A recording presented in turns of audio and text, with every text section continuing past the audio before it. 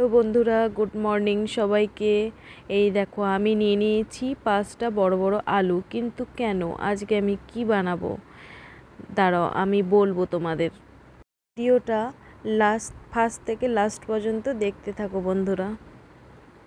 প্রথমে আলুটা আমি কেটে জলের মধ্যে সেদ্ধ বসিয়ে দিলাম। আর যখন কোনো কিছু সেদ্ধ বসাবে তোমরা, আর একটু যদি নুন ছিটিয়ে দাও, সত্যি এত ভালো সেদ্ধ হয়ে যায়, খুব ভালো করে সেদ্ধ হয়ে যায়। তারপর দেখো, খুব কম সময়ের মধ্যে আমার আলুগুলো সেদ্ধ হয়ে গেল। আর আমি আলুগুলোকে সবগুলোকে মাখিয়ে নিলাম ভালো করে এইভাবে হাত দিয়ে মেখে নিতে হবে আলুগুলো। আজকে কি আমি আলু ভর্তা করব? না, আজকে আমি আলু ভর্তা করব না। আজকে আমি করব সাবুদানার লুচি। তোমরা কি কখনো সাবুদানার লুচি বানিয়ে খেয়েছো? আমি তো ফার্স্ট টাইম বানাচ্ছি, জানিও না ঠিক কেমন হবে। কিন্তু আমি অনেক দিন ধরে ভাবছি যে একবার হলেও ট্রাই করে দেখব।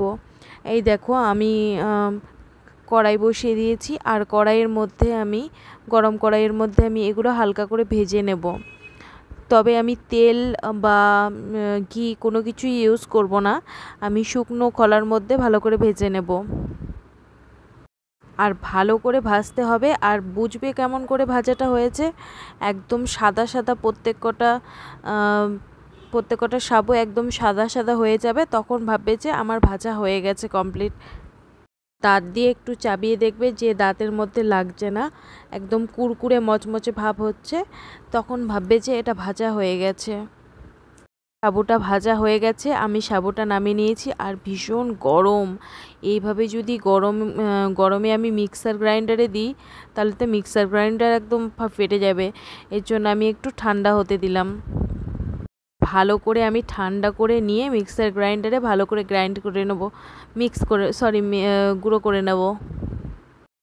গুঁড়ো করে নিয়ে আমি সাবুর লুচিটা বানাবো।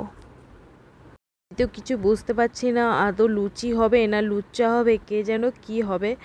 কিন্তু আমি একবার হলেও ট্রাই করে দেখব যে এটা কেমন হয় ঠিক খেতে। নেটে অনেক দেখছিলাম যে সবাই এই সাবুর লুচিটা বানাচ্ছে, আর সবাই বলছে যে খুবই নরম তুলতুলে আর খুবই টেস্টি হয় খেতে। তাই অনেক দিন ধরে আমারও খুব ইচ্ছে হচ্ছিল যে এরকমই একটা নরম তুলতুলে লুচি খাওয়ার জন্য।